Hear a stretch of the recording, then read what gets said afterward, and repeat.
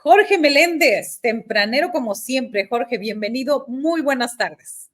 Buenas tardes, Marta Olivia, a tus órdenes, y esperando a mis compañeros, a los cuales, como a ti, te respeto mucho. Gracias. Está conectándose en estos momentos Daniela Pastrana, quien ya está pues acomodándose en su lugar y demás. ¿Qué te parece esto que comentábamos, que estaba fuera de libreta, fuera de los temas, Jorge, esto de la solvencia moral? ¿Por qué los ministros de la Corte consideran que no es tan relevante que un rector de la Universidad Intercultural de Jalisco, un rector donde hablábamos también el tema de Pablo Lemus, donde confunde, ¿cómo dicen? Pues peras con manzanas. Bueno, ojalá esa frase, esa sentencia tuviera realidad. Yo te diría que el señor José Narro, según Martí Batres, salió como un cuate que se aprovechó de las cafeterías y del fideicomiso del ISSSTE.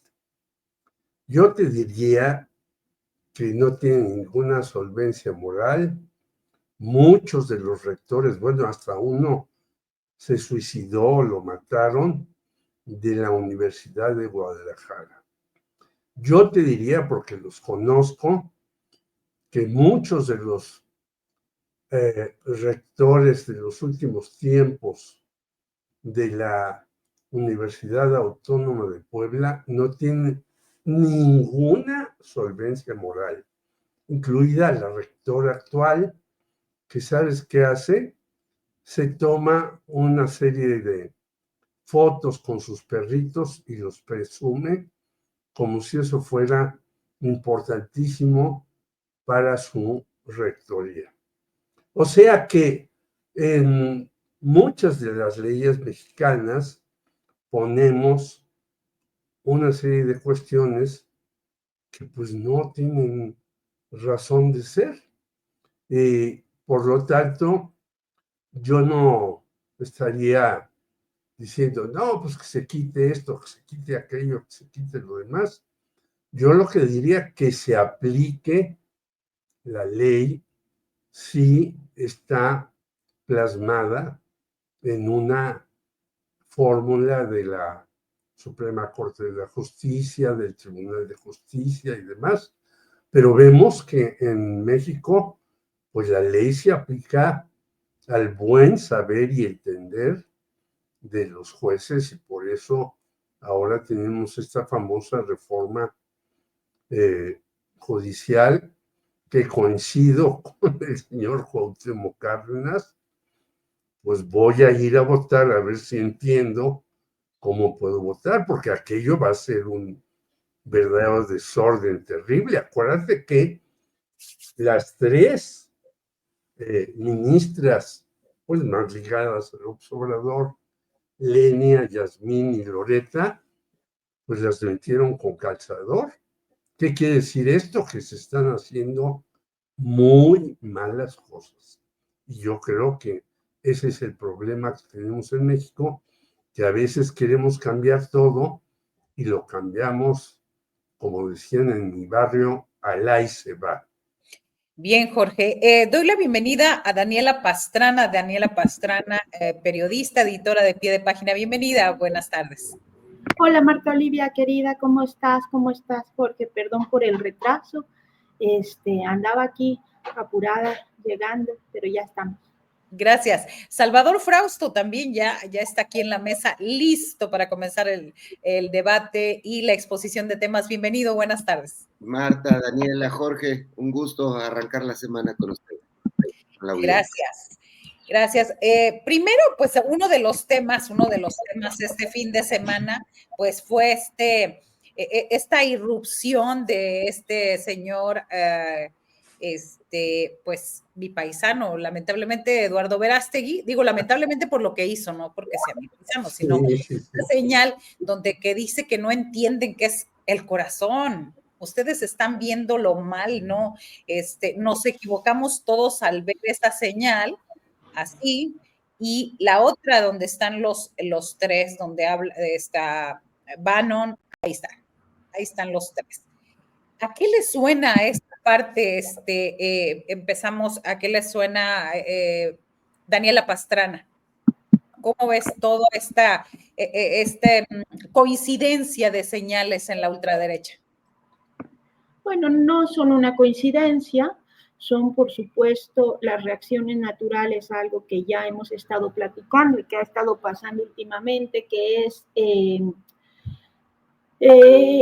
esta licencia o desvergüenza que ha adquirido este nuevo grupo, esta nueva oligarquía y este nuevo élite de las derechas mundiales, para hacer cosas que ya no eran, digamos, aceptadas políticas socialmente.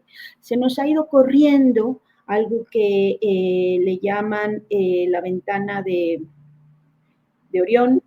Yo le digo que es el sentido común, se nos ha ido corriendo hacia la derecha de tal manera que cualquier pasito del centro a la izquierda ya es tachado de comunista, de izquierda radical, etcétera. Y entonces la única discusión posible parece estar entre el centro derecha, la ultraderecha y la post-derecha, o como le queramos llamar, ¿no? En ese espectro, que ha sido todo un tema en los últimos años, que lo hemos estado viendo avanzar culturalmente también, en el que participa y que yo digo, se ha metido, se ha colado en todos nuestros ámbitos de vida, no solo es medios de comunicación, es la academia, son las películas, ahora que está los temas de los premios, de las nominadas a las películas, ese espectro de lo que es el sentido común, de la forma en la que relatamos y miramos las cosas, se ha ido corriendo tanto que pues ahora ya no hay ninguna vergüenza de expresar cosas que nos parecían inaceptables. Y me refiero no solo a estas expresiones que vemos cada vez más, o sea, llega Elon Musk al gobierno, lo hace, todo el mundo dice no, que sí era, que no era, o sea, no hay duda que es un saludo nazi, no hay forma de dudarlo, no es solo la expresión que de pronto puede decir, pues la foto salió así, no, o sea, es la expresión de su cara, la expresión de su cuerpo, la intencionalidad, o sea, no hay forma de dudarlo, y en la medida en la que no hay una consecuencia de eso, pues lo que ocurre es que otros lo empiezan a imitar. Y así podemos irnos hasta que muchos grupos de personas que se creen con esta ideología, que creo que en muchos casos con mucha ignorancia de lo que fue realmente el nazismo, se creen neonazis y entonces vuelven a replicar. Son en muchos casos personas, sobre todo hombres jóvenes, pero hay de todo, pero hay sobre todo hombres jóvenes que se dejan como apantallar por esta idea, por esta, son expresiones también muy violentas, ¿no? De mucho antiderechos, pues, o sea, de eliminación de derechos que han sido ganados con mucho esfuerzo y que ahora se sienten envalentonados. Yo leí la semana pasada un artículo en el ABC de España, de una persona que básicamente estaba naturalizando y normalizando como una herramienta legítima del Estado el tema de la tortura. Y ese mismo día que leí el artículo que decía, sí, yo porque ustedes zurdos quieren hacernos, o sea, no sé qué, y entonces por eso sí es válida la tortura como un instrumento del Estado para acabar con ustedes, ese mismo día fui a ver la película Aún estoy aquí, la brasileña, de la dictadura en Brasil, que les recomiendo muchísimo, y entonces es cuando entiendes el daño que hacen esos discursos, ¿no? Pero lo estamos viendo ya de una forma absolutamente naturalizada. Gracias, Daniela Pastrana. Salvador Frausto, en este tema, estas copias que están haciendo después de la señal de Bannon, de Elon Musk, que ya está cundiendo, ¿cómo se llama? Esa sierra eléctrica que llevó Milei a este encuentro de ultraderecha. ¿Cuál es el mensaje? Sí, en el caso de Verástegui, él dijo que no sabían, o sea, todos los demás somos ignorantes, nada más él tenía una buena intención al hacer esta señal. Sí, hace unos días publicó en Milenio Mael Vallejo un artículo muy interesante que se llamó Ser conservador está de moda. Vi en redes que algunos señalaban como si él se pusiera en esa posición. No era el caso, estaba describiendo justamente este asunto que vimos este fin de semana, que es, ya no tienen eso que llama Daniela vergüenza, los líderes de ultraderecha, algunos de los líderes de ultraderecha, en mostrarse incluso en el extremo de la ultraderecha, es decir, haciendo esos coqueteos con el nazismo o el neonazismo, haciendo críticas a lo que llaman la cultura woke, que es esta cultura progresista, pro derechos, que dominó la discusión pública durante los últimos años o décadas, es decir, estaba prohibido socialmente gestos públicos de acercamiento con las manifestaciones de ultraderecha, y sin embargo ahora lo estamos viendo con mucha valentía, balandronada, descaro, de decir, a ver, ¿no? Y coincido, hay mucha ignorancia detrás del asunto por todo lo que significó el nazismo en el mundo. Lo están abrazando no solo estos líderes como Verástegui, Bannon, que no son precisamente unos bebés, sino las generaciones más jóvenes están coqueteando abiertamente con la derecha.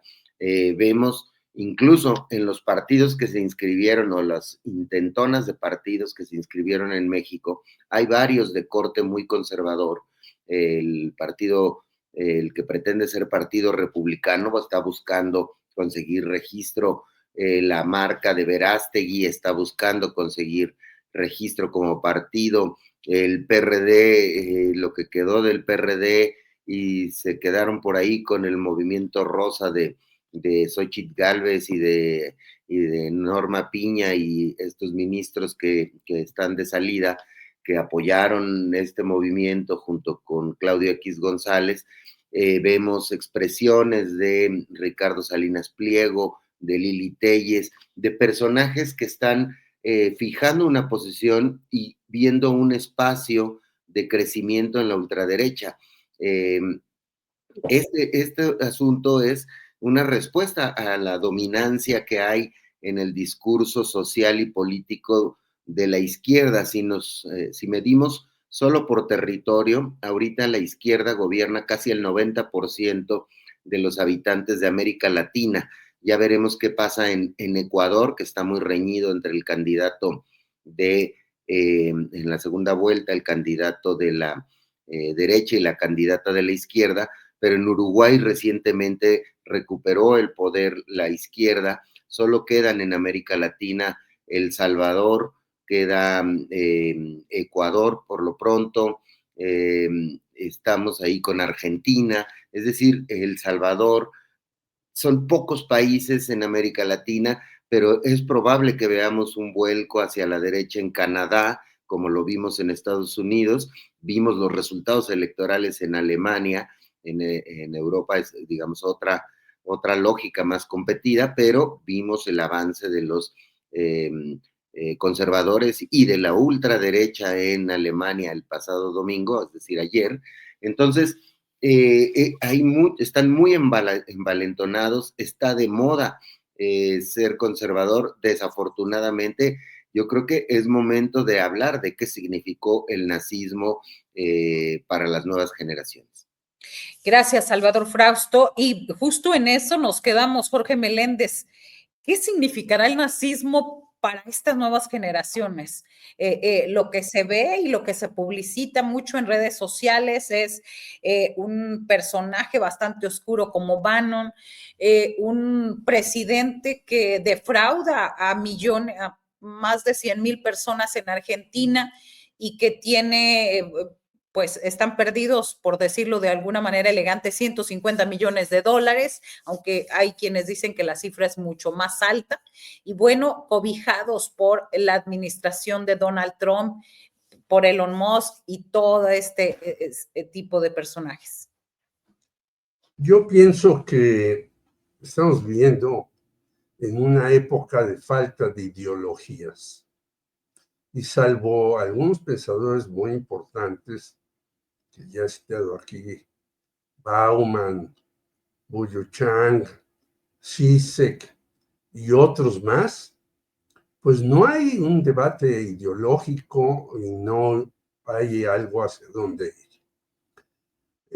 En 1946 se le atribuye una frase a Bertolt Brecht, que no es de él, es de Martin Niemöller, en 1943, fíjate, y que dice: llegaron por los comunistas y yo no hice nada. Llegaron por los sindicalistas y yo me quedé callado. Llegaron por los judíos y yo volteé la vista. Pero ahora vienen por mí. ¿Qué voy a hacer?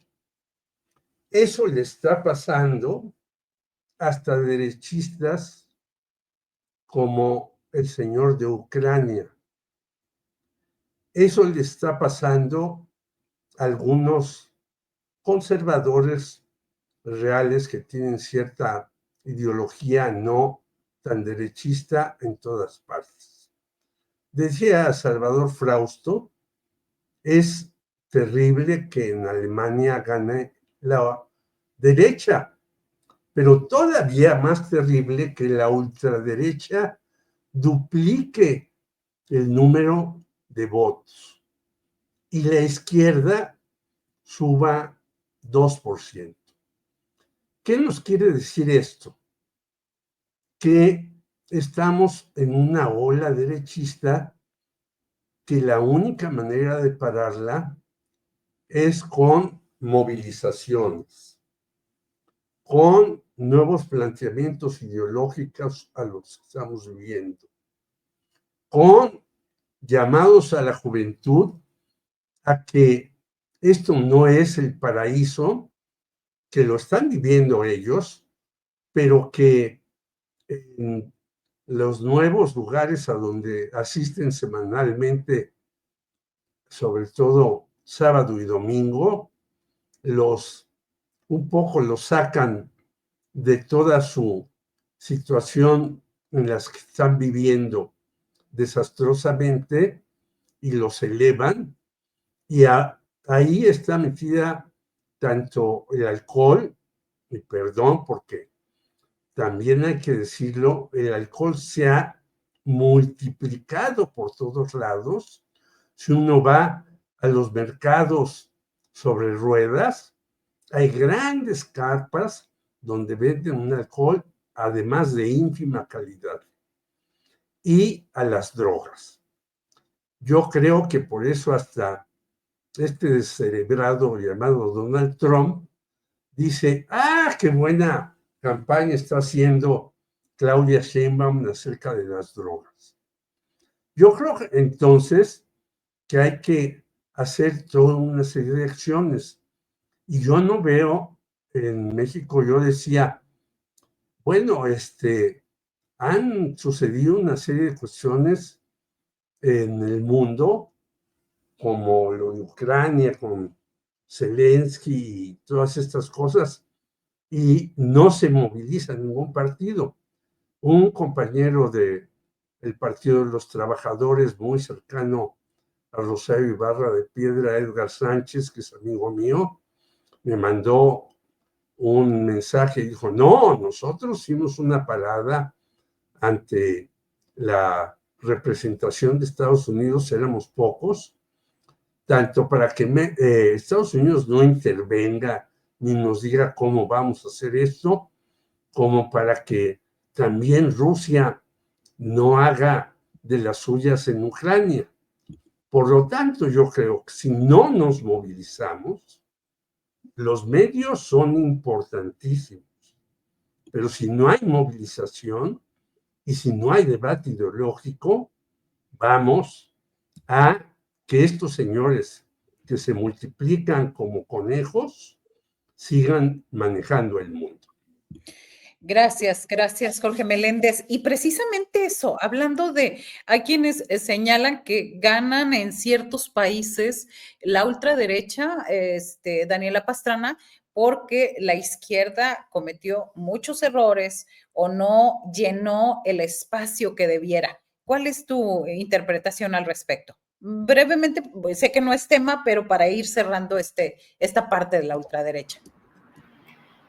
Bueno, sí, esto se ha ido documentando, ¿no? Hace un rato dije la ventana de Oriol y es la ventana de Overton, pero empieza con O. Pero es ese tema de un espacio en que por el consenso social hay un sentido común ahí y entonces eso está, digamos, aceptado política, socialmente por un espacio de comunidad, ¿no? Bueno, esa ventana, lo que digo, se nos ha estado moviendo de lugar, ha ido perdiendo la brújula, de manera tal que cualquier cosa cualquier cosa por un estado de capitalista de bienestar ya es considerado comunista, zurdo, socialista y demás, ¿no? Me parece importante lo que están diciendo de Alemania porque han recorrido a lo de... Se está recorriendo a el tema de Alemania es importante porque está por un lado el asunto del la izquierda, este partido que estaba tratando de ver cómo se dice, bueno, Link, pero no sé cómo se pronuncia, pues, que es, digamos, la izquierda más izquierda, que también duplicó un poco, aumentó, tuvo más ganancias de las que parecía que iba a tener, ¿no? Lo que se nos derrumbó totalmente es lo que está corrido al centro, y ese es un elemento que tenemos como que analizar. Avanza los conservadores, pero los conservadores tienen una victoria bastante limitada y acotada, ¿no? Se duplica la ultraderecha, avanza la izquierda, que tenía un porcentaje en las encuestas como de 5% y llegó a 9, 10%, y los que estaban, digamos, en este espectro de centro es lo que se nos está derrumbando. Y eso es lo que creo que tendría que llamarnos a la discusión de saber por qué eso, que es lo mismo que pasó en Estados Unidos con el tema de los demócratas, este centro demócrata liberal, que realmente tampoco está ayudando a resolver los problemas básicos de la población en cuestiones materiales, pues, ¿por qué se nos está derrumbando? Eso tiene que ver con la pregunta que estás haciendo, Marta Olivia, porque hay como una especie como de polarización que, insisto, claro, en el espacio general se nos ha ido corriendo mucho hacia la ultraderecha, pero también las posiciones de izquierda, ni siquiera diría yo más radicales, las posiciones de izquierda, que son de izquierda básicas, también están ganando terreno, y lo vimos aquí, lo vimos hace unos meses también en Francia, cuando se ocuparon todos, ahora ya se separaron, pero también, ¿no? Y lo hemos estado viendo en distintos espectros porque justo te presenta el espectro como en el espejo contrario, ¿no? O sea, nadie quiere la ultraderecha. Bueno, solo estos señores que quieren, pero ni siquiera creo que los que están en un espectro más corrido al centro liberal, que han estado todo el tiempo diciendo, no, yo no soy ni de izquierda ni derecha, y que nosotros en la izquierda siempre decimos eso, siempre es, si tú dices, no soy de izquierda y de derecha, es que eres de derecha, amigo, déjame que te cuente, pero ese espectro es el que se ha ido desdibujando, porque evidentemente las condiciones económicas del mundo, este neoliberalismo que dominó el último medio siglo, ha ido generando esa polarización porque ha llevado al mundo a un esquema, pues, de muy poco sustentabilidad, ¿no? Donde hay unos mega ricos que cada día son más ricos, que pueden estar todos los días, todas las semanas enviando cohetes a la luna, y además instalados en los gobiernos y en espacios de mucho poder, con ese dinero, y hay poblaciones del planeta que totalmente están expulsadas del juego, ¿no? Que no tienen ninguna posibilidad en nada. Entonces, claramente eso está siendo poco sustentable para el avance de las sociedades, para tener sociedades más sanas, y también para el planeta, por el tema de la crisis climática. Entonces, pues sí, evidentemente, para mí lo que cada vez es más claro que lo que se está desfundando es ese queridísimo y anhelado por muchas personas centro que pues en realidad no lleva a ningún lado.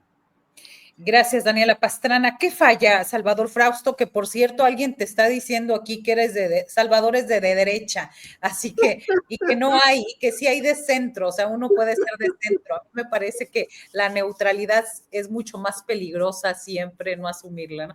Pero bueno, Salvador, ¿qué hacer los gobiernos de izquierda o con tintes de izquierda para que no lleguen personajes como este tipo que lo estamos viendo? O sea, Nayib Bukele, estamos viendo también en el caso del Ecuador, Argentina, Estados Unidos, ahora en Alemania, aunque la izquierda también ahí va avanzando, pero también los supremacistas también van avanzando fuerte. Ya ves, Salvador, a pesar de que traigas barba roja, ¿verdad? te ponen de derecha. Ni así convenzo a los colegas, ni modo. Así es la vida. Mira, Marta Olivia, yo creo que hay una especie de espejismo también en este debate. En el caso de México, la izquierda, la centroizquierda, a mí me parece que Morena es un partido de centroizquierda popular, no es de izquierda ideológica, no es de izquierda incluso progresista, aunque haya progresistas dentro del movimiento de Morena, aunque haya socialdemócratas. Me parece que es una amalgama de centroizquierda popular. Es el partido que dibujó o el movimiento que dibujó Andrés Manuel López Obrador, donde otra de las críticas es que se acepta a figuras como Corral, por no hablar de los realmente impresentables, digamos, como los Yunes o como incluso Cuauhtémoc Blanco, estas figuras que empañan, digamos, el trabajo de Morena. Morena gana y sus aliados con el 60% de los votos, y en las pasadas, es decir, más votos de los que tuvo Andrés Manuel López Obrador. Claudia Sheinbaum tiene una popularidad que raya en el 70%, en algunos casos, en algunas encuestas, incluso mayor que ese número. Me parece que el caso de la centroizquierda en México está muy posicionada. No hay discurso para la derecha o la centroderecha, no encuentran, y entonces personajes como Verástegui y otras voces dicen, hay que movernos más a la derecha, hay que movernos más porque no encuentran cómo diferenciarse de Morena y sus aliados políticamente. Hemos hablado aquí que el PAN es una máquina de perder votos, el PRI ya ni se diga, es muy probable que en el 27 el PRI pierda el registro, el PAN pues a como lo vemos, no se le ve ninguna propuesta interesante para la sociedad. Sí es muy interesante este debate, pero las izquierdas, quiero insistir, en América Latina gobiernan el 90% del territorio de América Latina. Es decir, son muy poquitos los países donde ha avanzado. Y ya vamos a ver Ecuador qué pasa. Está muy competido en ese caso la lucha entre el candidato de la derecha y la candidata de la izquierda. Entonces, sí hay una especie de espejismo. Yo incluso tengo dudas de que vayan a conseguir registro como partido alguno de las opciones de ultraderecha que están buscando convertirse en partido político.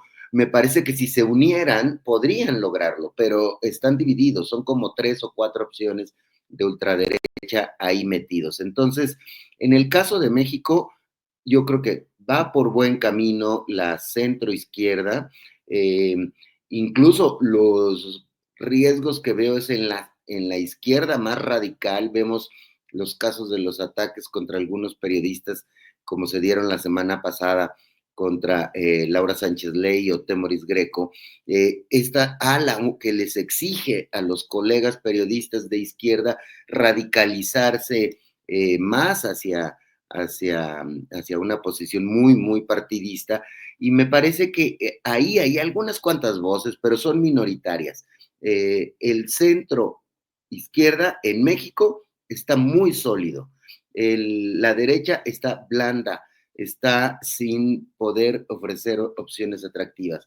Entonces, sin embargo, hay que ver lo que está pasando en el mundo. Lo que pasa en Alemania es cierto, en Estados Unidos es cierto, y cierro mi comentario, y lo que va a pasar en Canadá también tiende hacia derechizarse, y cierro mi comentario diciendo, veo a ese 27% que votó por Xóchitl Gálvez desamparados, sin líderes, sin opciones, y están abrazando el discurso trompista.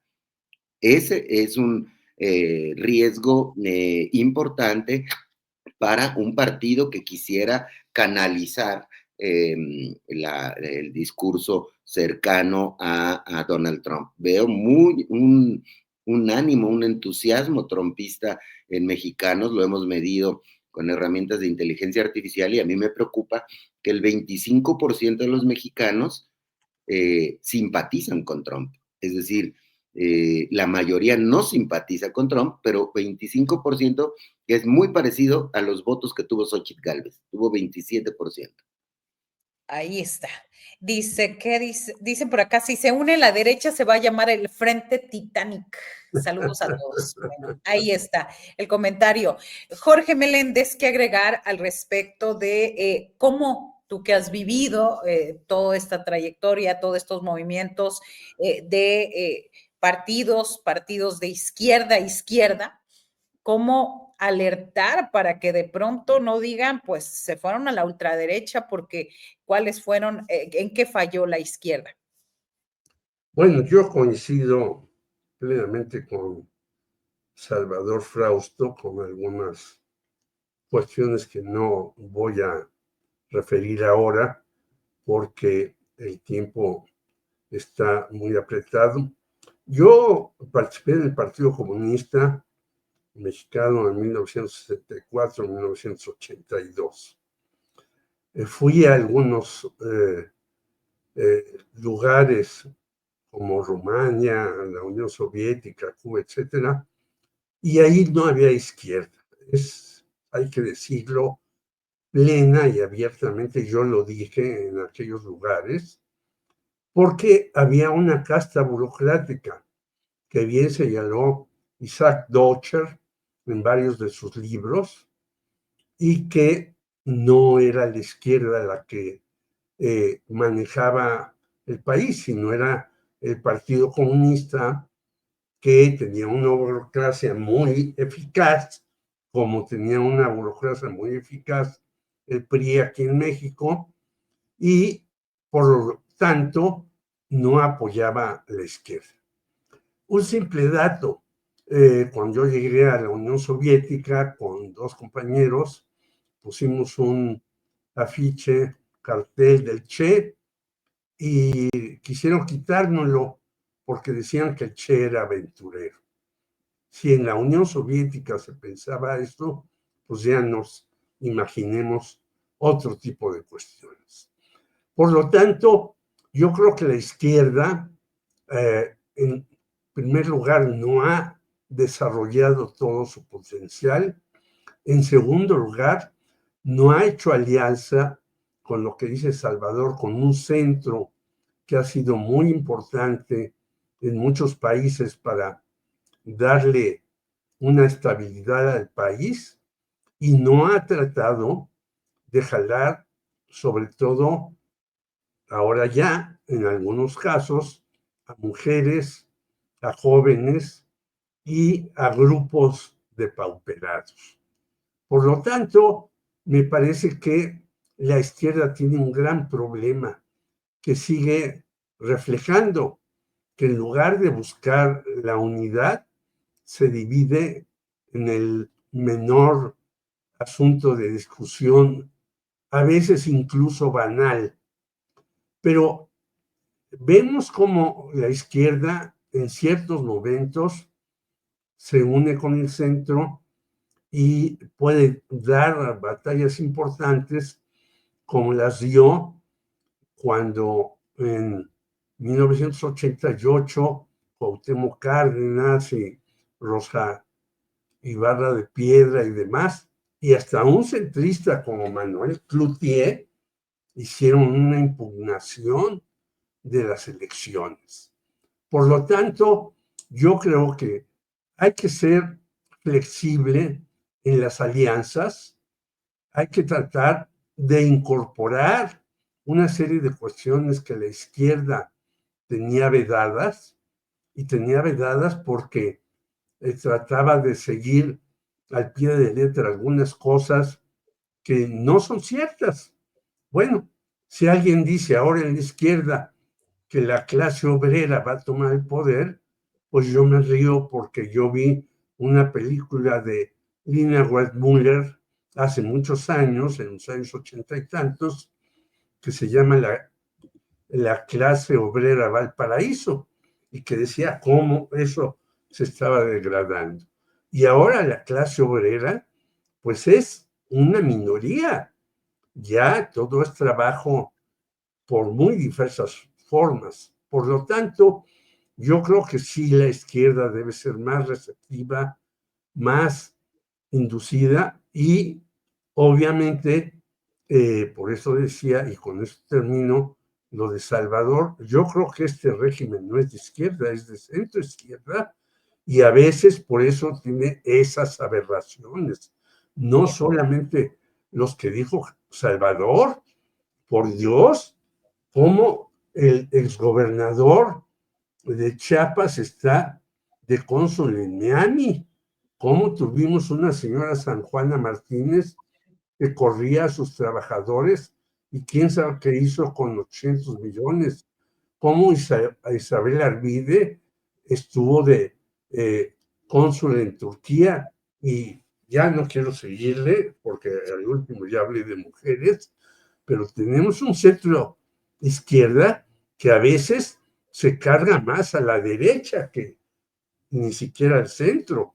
Por eso yo creo que no es malo un centro izquierda que sea muy responsable y que tenga muy claro qué va a transformar.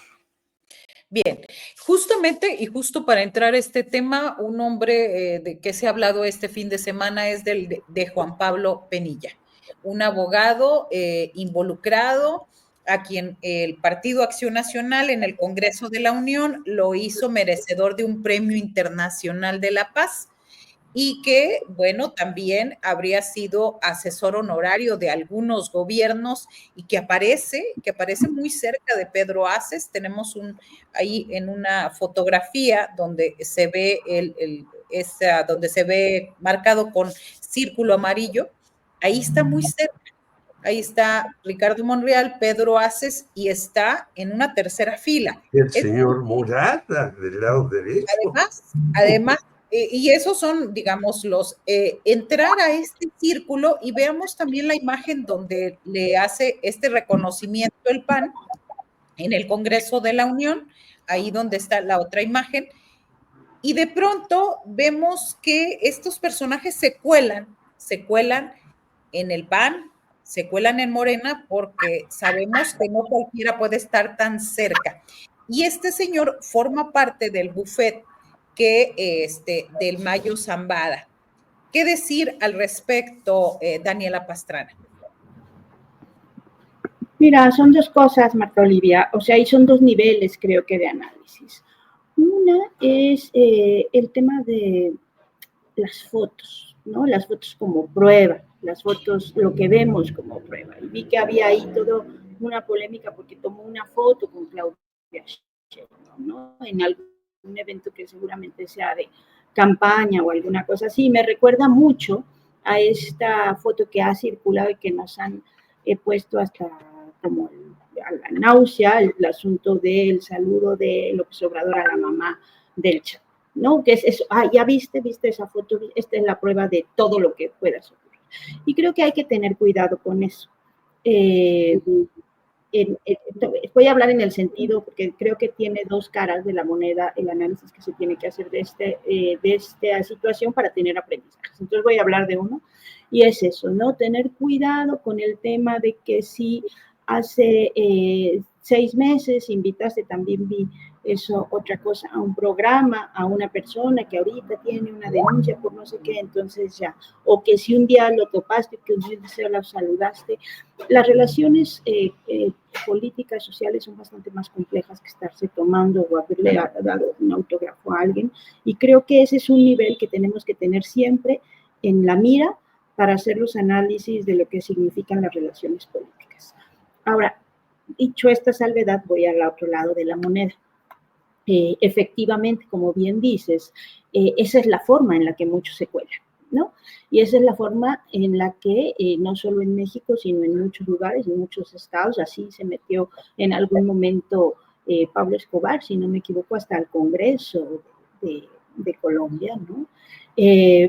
Porque te vas colando, o sea, porque justo son personajes que no son detectados a tiempo en las estructuras partidistas, en las estructuras burocráticas, y que cuando te das cuenta ya los tienes en la cocina operando y haciendo cosas. Esa es la forma en que se encuentran. Entonces, me parece que hay una responsabilidad que tiene que ver con todas las personas que han estado involucradas en esas fotos, hacer la revisión de por dónde llegó, cómo llegó, qué es lo que puede estar o con quiénes puede estar teniendo una relación y una incidencia que podría tener, qué tipo de información sensible podría tener o no de las cosas que ocurren, y por supuesto tener ahí una separación. Ahora, eso es distinto del análisis que se hace a partir de que yo digo, yo soy enemiga de esto de las notas o de reportear redes sociales. Creo que nos toca reportear un poco más las cosas y no nada más lo que está en el primer pantallazo, lo que en algún momento Giovanni Sartori definió como la sociedad homo videns, que es un tema que traigo ahora mucho, el tema como hemos sacrificado un poco el análisis racional, que requiere quizá más información o más tiempo para procesamiento, por esto de lo primero que viste ya merece un juicio definitivo. Creo que sí hay esa responsabilidad de hacer la ruta crítica de cómo llegó este personaje a esos espacios, pero necesariamente también tenemos como que aprender a distinguir cuál es realmente el nivel de incidencia que tiene, y eso solo con más información, que por lo pronto, hasta la información que tenemos hasta ahora, yo creo que no hay suficientes elementos todavía para definir o establecer cuál es esa ruta. Bien. Gracias, Daniela Pastrana. Salvador Frausto, al respecto de este tema, ¿quisieras hacer algunas precisiones? Sí, básicamente coincido con Daniela en el sentido de que tomarse una foto con un personaje que se coló, debemos de tomarlo con mucho cuidado. Es decir, la presidenta Claudia Sheinbaum dijo esta mañana que ella no conoce al personaje, a este abogado que participa en la defensa del Mayo Zambada. Y por otra parte, también decir que los abogados, pues esa es su labor. Muchas veces defienden a criminales, empresarios, a ciudadanos, etcétera. Es decir, no me queda claro que haya que penalizar ni al PAN ni a los personajes que aparecen en la foto. Sí habrá que seguirle la pista, por supuesto, hay que ver qué tipo de actividad ha desarrollado este abogado, en todo caso, a quienes ha defendido, de dónde viene su patrimonio, etcétera. Sin embargo, no es prueba de ningún tipo de delito tomarse fotos. Es como si nos prohibieran a los periodistas entrevistar a personajes que no son de nuestro agrado ideológico o los avalamos de manera ética. Es decir, cuántas veces hemos entrevistado a políticos o a empresarios o a líderes con los que no coincidimos. Es decir, esa circunstancia no me parece que sea censurable, y en este caso, pues bueno, la presidenta Sheinbaum ha aclarado que no conoce al personaje. Sí vemos un caso del Mayo Zambada, en todo caso, que es muy interesante aclarar cómo fue llevado a los Estados Unidos, la denuncia que está haciendo, que dio la primicia a mi compañera Laura Sánchez Ley hace 15 días, en el cual planteaba justo esta carta que ya se dio a conocer de manera completa. Le adelantaban a Laura Sánchez Ley el contenido de esta demanda que hace el Mayo Zambada, para decir: quiero que me extraditen. ¿Y qué hay de subtexto de eso? Eso me parece muy importante, muy interesante de aclarar. Está pidiendo ayuda al gobierno mexicano y decir, pues, se puede crear un colapso en la relación bilateral si yo soy juzgado en los Estados Unidos, porque me trajeron a los Estados Unidos con una especie de, con un secuestro extraterritorial, contra mi voluntad, no bajo las reglas de los sistemas de derecho internacional aceptados. Entonces, ahí hay un problema importante. Ahí me parece que debe estar el foco y en los ojos de todos nosotros en mirar cómo sigue ese juicio, cómo siguen las luchas durísimas entre la Malliza y la Chapiza en Sinaloa. ¿Cuál es el papel y la participación de Rocha Moya?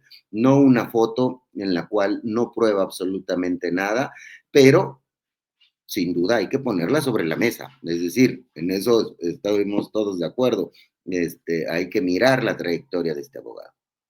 Claro, y ahí dice en su artículo hoy, Ricardo Rafael, él señala en este texto, precisamente en Milenio, dice: si un día viene el diablo y me pide ayuda, debo de interceder ante Dios, así igual yo tengo la obligación de representar a quien me lo pida. Es una frase precisamente de Juan Pablo Penilla, socio de este despacho RDPM, del que estamos refiriendo. Jorge Meléndez, ¿qué agregar al respecto? Pues yo diría que también investiguemos a los abogados que defienden a los grandes empresarios. ¿Quién defiende a Germán Larrea? ¿Quién defiende a Salinas Pliego? ¿Quién defiende al señor Slim? ¿Quién defiende al grupo Balleres? Ahí hay una serie de cosas terribles. Bueno, había un señor Ignacio Burgoa hace muchos años que yo traté, por cierto, que iba por aquí a un restaurante del sur de la ciudad, que no voy a decir su nombre del restaurante, que defendía a todos los latifundistas, y en aquellos años se veía muy bien que defendieran a los latifundistas. Bueno, los abogados están ahí, defienden al que sea, y creo que Salvador dice una cosa. Yo tuve un amigo abogado que me defendió todo el tiempo, Mariano Albor, que tuvo que defender a algunas personas, y me decía él, hasta que no se pruebe que este señor está metido, embarrado, es culpable, pues hay que defenderlo. Yo creo que lo grave, más grave todavía que eso, es en esta foto el señor Pedro Aces, así como el señor Murat. En esta foto el señor Pedro Aces está ahí y casi repite lo que dijo Peña Nieto. Pues yo tengo una hacienda grandísima porque me la regaló mi mamá. Acordémonos de Peña Nieto. No, pues esos terrenos que yo tengo en el Estado de México son de mi abuelita, de mi tía, de no sé qué. Bueno, puras excusas. El señor Martí Batres ha sacado una serie de cuestiones y otras ha sacado el señor Octavio Romero. En el caso del señor Octavio Romero, bueno, en el Infonavit hubo un robo, pero tremendo. Yo he visto todavía, a donde voy a Puebla, hay una serie de construcciones que no se terminaron, que son del Infonavit. Bueno, y eso no es criminal, eso no es estar mal. ¿Y por qué? Porque se hacen lejísimos, no hay ni siquiera transporte para los que adquirieron eso, y entonces dejan las casas, es decir, la criminalidad está en muchísimas partes, no solamente en el tráfico de drogas, que es el que estamos viviendo y que es el que está ahí, y que si no se hace un acuerdo mundial será imparable. Simplemente hay que ver la televisión, como en Dinamarca, en Suecia, en Noruega, en los países que se supone que son más claros y decentes, el narcotráfico está boyante. Y en el mismo Canadá, hay una serie desde hace 6 años que Canadá es uno de los lugares donde se trabaja de un lugar para otro más droga.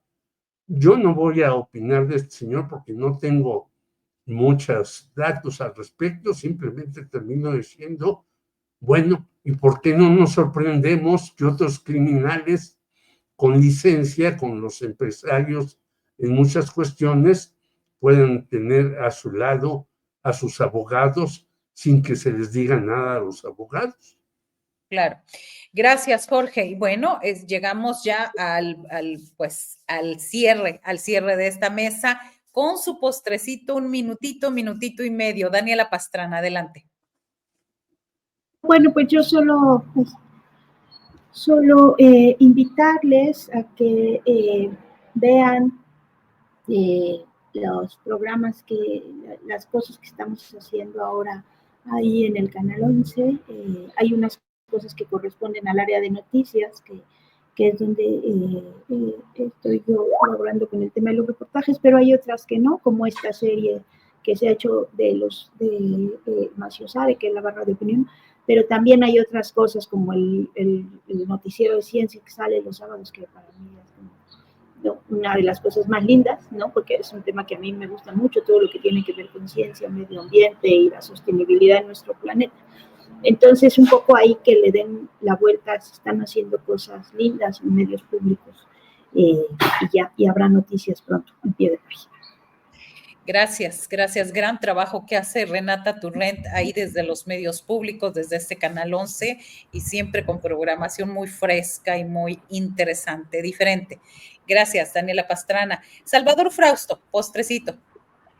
Pues me sumo a la recomendación a ver la Macio Sare y varios espacios interesantes de los medios públicos, a seguir a los medios serios como Pie de Página, como las mesas que hacemos aquí en Astillero. No vean la nuestra, vean las demás si quieren, es muy interesante. No, así que la vean, la nuestra también está muy divertida, y sobre todo si no se pierden tu barba de colores distintos, Frausto, cada semana. Bueno, y demos la primicia que el próximo lunes Jorge va a traer la barba de un color interesante, ¿Así? y de otro, ¿verdad, Jorge? Ya vas, juega. A ver, vean, esto es una diversidad también, ¿no? Miren, Marta Olivia, yo tenemos la cabeza de colores distintos, ustedes las barbas, pues está muy claro. Bien. Rojo, azul, roja, morado, acá rojo también es Salvador. ¿De qué color, Jorge? Pues voy a ver, voy a consultar. Oye, pero Marta Olivia, como decía un rector de la Universidad de Puebla, Luis Rivera Terrazas, cuando tenía que tomar una decisión importante, dice, lo consultaré con la almohada. Perfecto. Salvador, ¿decías? Y nada más para demostrarle al colega que decía que soy de derechas, Marta y yo somos los más rojos, mira. Exacto, de toda la vida. Pero pronto voy a volver al azul, igual que Daniela, porque ese también me gusta en la barba. Bueno, pues nada, buena semana para todos, y sigan la cobertura que estamos llevando en Milenio sobre la ultraderecha, sobre el partido de Verástegui. Mañana vamos a sacar algo interesante sobre este personaje. Muy bien, la mesa colorida nos dicen por acá. Bueno. Jorge Meléndez, ¿con qué te despides? 2 cuestiones. Mi Veo que con todavía trabajos, nuestro capitán del buque astillero ya empieza a trabajar, lo veo todavía delicadón, coincido con su mujer, tiene que reposar más, pero bueno, él es el que toma las decisiones. Yo quisiera recomendar mi portal que se llama Periodistas Unidos. El miércoles pasado entrevistamos a varios compañeros pidiendo que se aclare por fin el asesinato de Samir Flores, que sigue pendiente 6 años después y no hay ninguna repercusión, como en muchos asesinatos de periodistas de Rubén Espinosa, que ya llevan más años, y esta 4T no cumple con meter al bote a las personas. Y finalmente, señalar mi solidaridad con toda una campaña que hay contra mi querido Temuris Greco, que está junto conmigo los miércoles en Periodistas Unidos, porque empezaron ahí mandándole unos bots y ahora ya quieren hasta demandarlo. Temuris, así como Julio, estamos en el mismo buque y si nos hundimos o salimos adelante, seremos pobres. Gracias. Gracias, Jorge Meléndez. Sí, también ahorita comentamos de Renate y aquí aparecieron los mensajes de un personaje que contrataron por ahí, que no sé qué. Oigan, la gente tiene necesidad de trabajar y no porque haya estado en un trabajo al principio o hace 15 años, por Dios, me parece que este es un tema, a ver, ahora sí que ahorita espero que Julio no nos esté viendo, pero es un tema bien interesante hablar de los grupos de comunicación, hablar las alas duras, hablar de los que se hicieron obradoristas y se hicieron morenistas por la coyuntura para ganar likes. Eso sería interesante, pero bueno, yo creo que en este espacio no. Busquemos, pero ahí estamos pues. Busquemos cómo entrarle al asunto. Dicen, Jorge, que con este efecto que tienes, se ve tu barba azul. Un poco azul, quién sabe si está. Ah, qué bueno, entonces nada más le voy a poner. Por el reflejo de la como sí, verde, de azul verde que tiene. Pero mejor me la voy a poner, como no me gusta el azul, nunca me ha gustado por el pan, mejor me la voy a poner de otro color, amarillo. Fíjense que mi color favorito es el azul, pero pues si lo digo ya soy de ultraderecha, ¿no? Entonces mejor no nos metemos en eso. Gracias. No, pero no dejemos que nos quiten los partidos, los colores del mar, del cielo, de cosas tan bellas. El azul es un color hermoso, hay que ponérselo de todos los tonos de azul y no dejar nunca que nos arrebaten ni las banderas, ni los colores, ni las emociones estos señores de las derechas. De acuerdo. Gracias, yo creo que sí. Roja, entonces, sigo roja entonces también. Gracias, que tengan una excelente semana. Un abrazo para los tres. Abrazos, chao.